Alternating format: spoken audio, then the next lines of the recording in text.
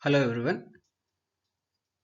Today's presentation where we are going to discuss whatever we done in the last class. From that we are continuing where in the last class I discussed about a continuous time Fourier series and few properties I discussed. So before going into the further properties under continuous time Fourier series, I'll just go back into the equations what we discussed with respect to the continuous time Fourier series. I'll just go again with the equation number 1 and 2 whatever I mentioned in the last class. That is x of t, if I say that is the continuous time signal x of t, which is equal to summation k equal to minus infinity to infinity x of k into e to the power j k omega naught t. This is the first input x of k, where x of t, where x of k is nothing but it is we are going to say Fourier series coefficient, which can be represented as 1 by t integration over one fundamental period x of t into e to the power minus j k omega naught t dt. So this is the two of the pair what we considered Fourier series pair. We are going to say x of t and x of k. They are vice versa operations also it can be performed if I do in the reverse direction, x of k to x of t or x of t to x of k. Conversion is possible with the help of Fourier series equation. So with this we studied in the last class few properties starting with the linearity. Next we discussed with the time shift property, and also we discussed about frequency shift property along with the scaling property which we discussed. In today's class we further discussing a few more properties comes under continuous time Fourier series. So the next property after scaling what I want to discuss is time differentiation. So how it says, the statement for time differentiation is like this: if x of t, if I do the Fourier series, I'll get x of k. But then if I do the differentiation for x of t in terms of t, then if I do for that, if I do Fourier series, I'll get j k omega naught into x of k. So I just have to prove the second statement out of the statement of this, out of the second line of the statement I have to prove under the time differentiation property of continuous time Fourier series. So let me look forward to the proof for this particular time differentiation condition or statement. So I'll start with the Fourier series defined in terms of x of t. We know how x of t is defined, that is just now I just mentioned x of t is equal to summation k equal to minus infinity to infinity x of k into e to the power j k omega naught t. So now I'll directly do the differentiation for both sides with the help of or with respect to time t. Then I can get differentiation of x of t d by dt of x of t, which is equal to summation k equal to minus infinity to infinity. It will not change, x of k is a constant, it is not time dependent, so x of k as it is. But if I take e to the power j k omega naught t, it is time dependent, hence the differentiation of this will be a constant which is taken out, j k omega naught into e to the power j k omega naught t. So that is what the differentiation, after doing the differentiation I can get. So rearranging in the same order where I taken x of k and e to the power j k omega naught t together I considered. But we know that x of t, if I do Fourier series, I will get x of k. So if I take in the reverse direction, or if I take this particular condition with respect to the equation what we considered here, that is summation k equal to minus infinity to infinity with x of k e to the power j k omega naught t, this looks very similar in terms of the x of k condition. So hence, by looking into this particular condition, I can take this particular equation directly j k omega naught with respect to x of k we can consider. So the x of t what we taken, that is directly considered into j k omega naught into x of k. So hence this is the proof which we can take for time differentiation condition. Next property is a convolution with respect to the continuous Fourier series. Now if I take the statement for convolution, it says like this: if x of t, if I there are two signals which we are considering under convolution. One signal is x of t, another signal is y of t under continuous time. So if I take the Fourier series for x of t, I'll get x of k. If I take the Fourier series for x of y of t, I'll get y of k. Now to using both these, I'll try to use to find z of t, nothing but convolution of x of t and y of t. If I do the Fourier series for this, I'll get z of k, that is equal to t into x of k into y of k. So product of x of k and y of k along with the time which is obtained. This is what I just wanted to prove as in terms of the property of a convolution under Fourier series. So to prove this, again I'll just take the well-known Fourier series condition or Fourier series coefficient equation for x of t, anything but x of k I can take, and also y of k and also z of k we can take. So which is very similar. X of k is in the sense it is 1 by t integration over the period of one fundamental period x of t into e to the power minus j k omega naught t dt. So y of k is similar way we can write it 1 by t integration over one fundamental period y of t into e to the power minus j k omega naught t dt.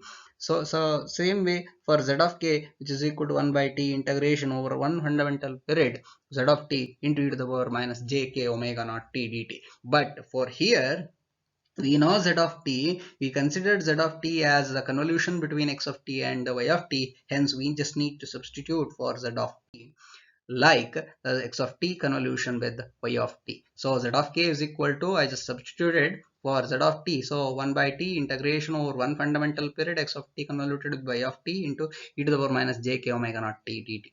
So but we know the convolution equation between x of t and y of t, we can write it as integration.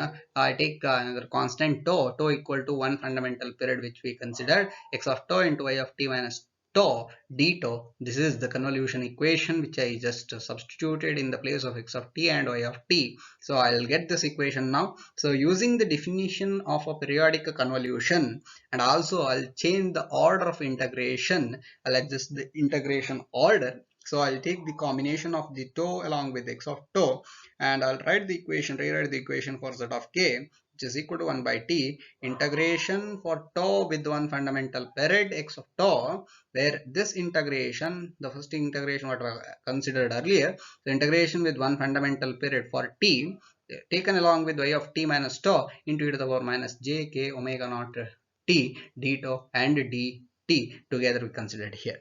So here what we are observing with respect to the second part of the integration, where we are having t minus tau is existed with respect to y. So what we are going to do, we are substituting for t minus tau is equal to m. If I take the differentiation for both sides, dt is equal to dm. So then I just substitute for t minus tau as equal to m, or t is equal to m plus tau. That is also I can consider instead of t, I have to substitute that. So we are substituting for second integration portion of the above this particular line of equation. So what will happen in the next line is z of k 1 by t integration tau with one fundamental period of x of tau.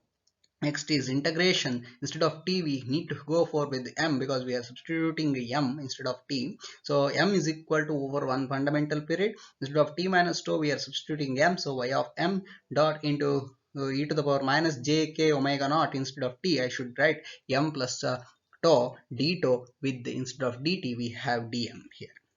So what we got replaced in terms of t by m term, that is what happened here.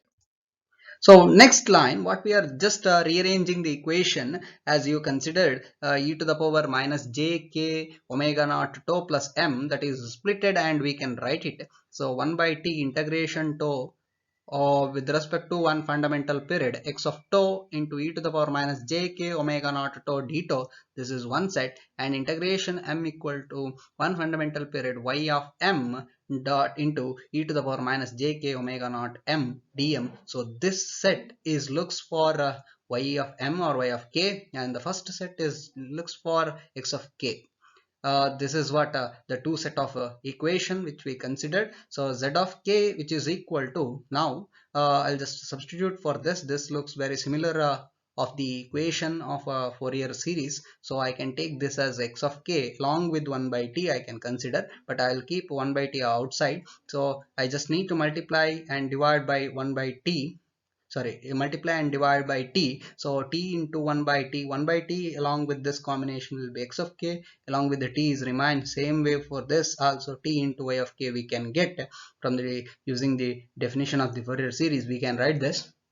So out of this, 1 t can cancel each other. So what is remaining? Z of k is equal to t into x of k into y of k. So convolution in time domain is transformed into a multiplication of Fourier series coefficient. This is what we obtained from the convolution of a time domain equation. So convolution with respect to Fourier series, we can get this formation. So next property is a modulation or a multiplication theorem. This is also very similar to the above condition. Here is a multiplication case to the input side. So what we are considering, two signals are required, x of t and y of t. It's a Fourier series. I can take as x of k and y of k. The multiplication term between x of t and y of t, I can take it as z of t. If I take the Fourier series for this, I will get z of k. But that is the answer for x of t and y of t after Fourier series is x of k convolution with respect to y of k. So this is what able to obtain after a modulation or a multiplication theorem, multiplication between the two signals. If I take the Fourier series, I'll get it as a convolution sum of that particular term. So to prove this statement, however, I just mentioned for a modulation or multiplication theorem, so I just need to prove this particular set of line. So let me go for the proof.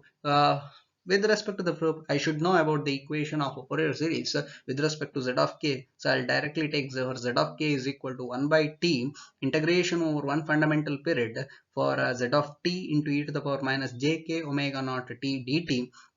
So we are need to substitute now z of t as in terms of x of t and y of t. That is what considered as in the given equation or a given statement. So z of t need to be substituted as per this equation. So after substituting for z of t as x of t into y of t, so next I can go with further as we know the equation for x of t as in terms of Fourier series.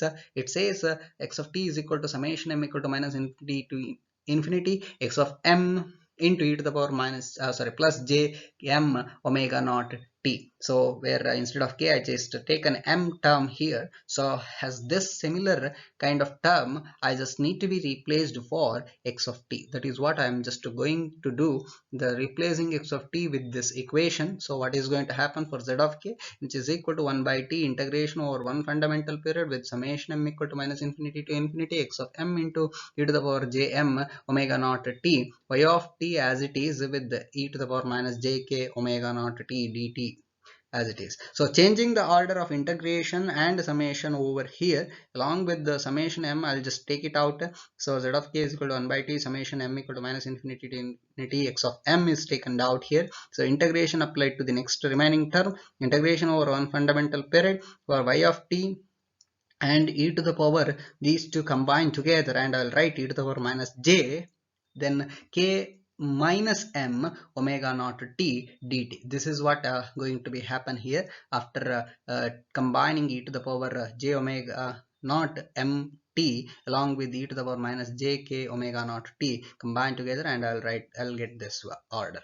So over here, if I look this equation and I'll compare it with the Fourier series equation as y of k is equal to 1 by t integration over one fundamental period y of t e to the power minus jk omega naught t dt. So if I have this y of t, I have y of t here with the integration and 1 by t I have here, but here is difference is e to the power j k omega naught t. Instead of this I have k minus m I have.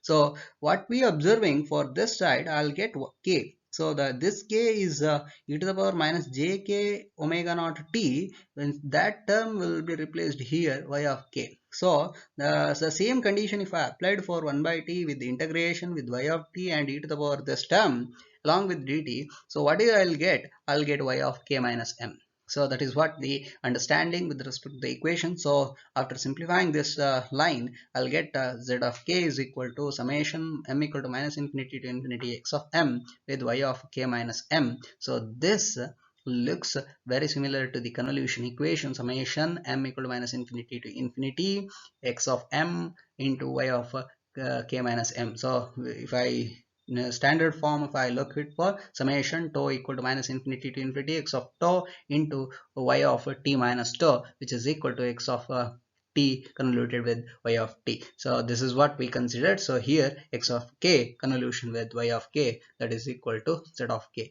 Hence the proof is done for modulation or multiplication theorem. Multiplication of the two term, if I take the Fourier series, it is nothing but a convolution sum of those two term with the convolution of a Fourier series term. So next theorem is a Parseval theorem. This is very important theorem with respect to with the aspects of Fourier series. So we just need to be careful to understand this particular theorem. So the statement we'll try to understand first. Either I can represent the statement like this in terms of equation, or a statement I can draw a statement that we can take.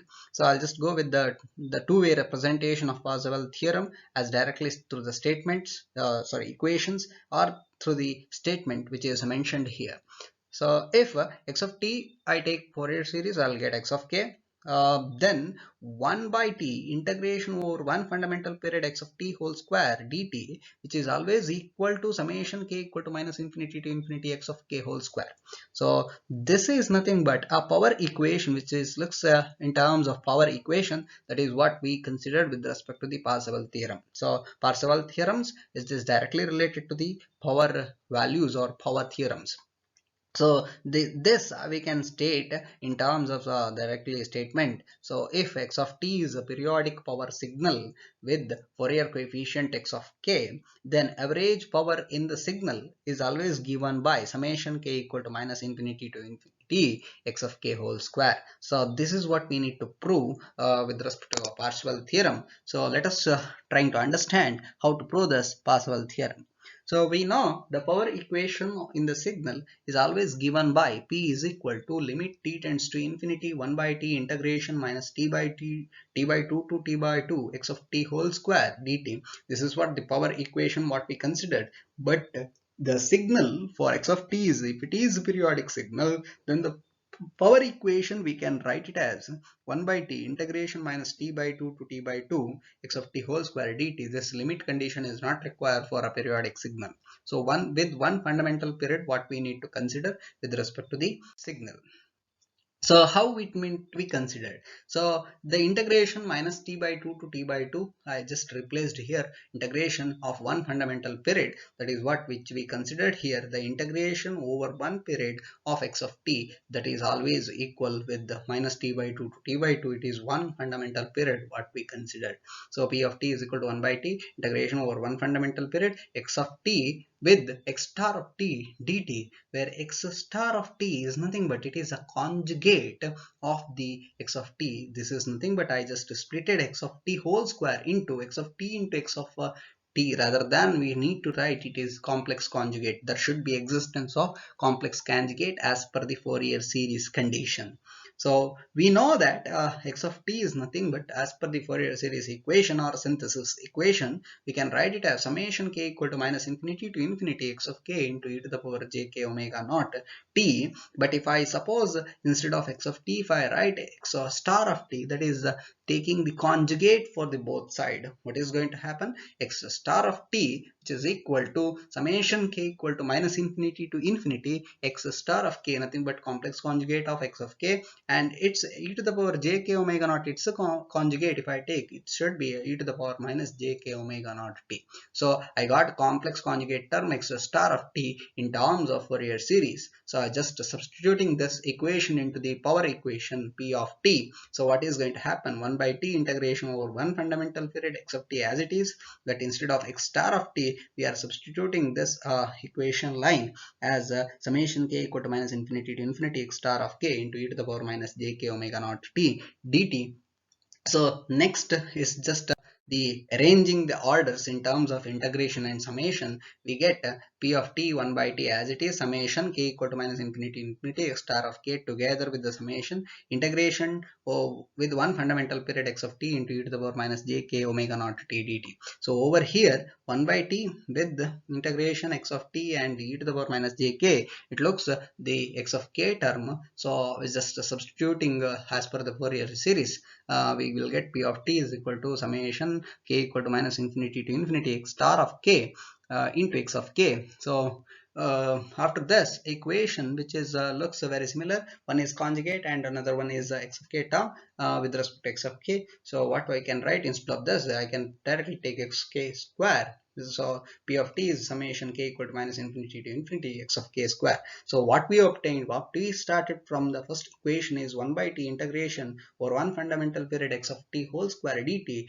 which is now proved as summation k equal to minus infinity to infinity x of k whole square. Therefore, the power signal, Parseval theorem here it is proved. Therefore, the power signal can be obtained by squaring and adding the magnitude of the Fourier coefficients, squaring and adding the coefficients, magnitude of the coefficients. If I add, I'll get directly power of the signal. So the sequence x of k whole square, which is for k equal to 0, 1 to infinity value, is a distribution of a power as a function of frequency. So it is called as this summation k equal to minus infinity to infinity x of k whole square. This term we can call it as power density spectrum of the signal x of t. So this is how we can able to prove the power spectral condition, Parseval theorem, or power density spectrum also we can able to obtain with the help of Fourier series condition. So the last property which I want to discuss is the symmetric properties. There is no proof which we consider with this, but I'll just take the statement for symmetry property for Fourier series. The statement I'll take, if x of t if I do the Fourier series, I'll get x of k. But then if x of t is real, then x is complex conjugate of x of k, which is equal to x of minus k. If x of t is imaginary term, then the complex conjugate of x of k is always minus of x of minus k. The third case, if x of t is real and even, then imaginary of x of k is equal to 0. The fourth case, if x of t is real and odd, then the real term of x of k is equal to 0. So this is what their symmetric condition which we are proved with respect to the Fourier series equations. So I'll just go with one problem to understand how we can take the Fourier series equation along with the problem what we considered. So we'll try to look forward into the solution for any particular given signal x of t considered with respect to that Fourier series, how it need to be achieved. So problem statement will take like this. For the given problem, for a signal x of t is sine omega naught t, find the Fourier series, and I have to draw the spectrum of this. So the given solution, how we need to identify for x of t is equal to sine omega naught t. We know sine omega naught t we can represent in terms of exponential representation as e to the power j omega naught t minus e to the power minus j omega naught divided by 2j. I can split and I can write in this format. So comparing this above equation with the standard equation of a Fourier series spectrum, I'll say it is x of t is equal to summation k equal to minus infinity to infinity x of k into e to the power j k omega naught t. So x of t I just compared with respect to this equation and the Fourier series equation. So over here, this is also summation of x of k into e to the power j k omega naught term. So we have e to the power j k omega naught t in both cases, and the summation of two set of terms. So here k term is 1, here k is equal to we are changing into the equation, here it is should be minus 1. So with respect to that, we are having the constant or the coefficient term or constant term is this as 1 by 2j, and this is minus 1 by 2j. So therefore I can say x of k with k equal to 1, it is 1 by 2j, and with k equal to minus 1, so x of minus 1 is equal to minus 1 by 2j. So x of 1 and minus 1 we have value, rest x of k value should be 0 if k is not equal to plus or minus 1. So with this I can understand the Fourier series coefficient values x of k, all the values will be 0 except at minus 1 and 1 with 1 by 2, that is the magnitude. If I take magnitude of x of 1 and x of minus 1, I'll get 1 by 2 and 1 by 2 as the magnitude of the given the spectrum. I just need to be drawn. So the graph with respect to x of k, which is written within the magnitude term, and in terms of phase spectra which we can obtain. So 1 by 2j, which is always plus pi by 2, that is already we know, at k equal to 1 and k equal to minus 1, which is obtained pi by 2 and minus pi by 2 condition. So this is how I can write the spectrum, and also the coefficient values also we can calculate it for given any x of t term. So in the next class I will discuss about few more problems with related to the based on the properties of Fourier series, and also to identify the Fourier series coefficient. Thank you for listening, and please practice always.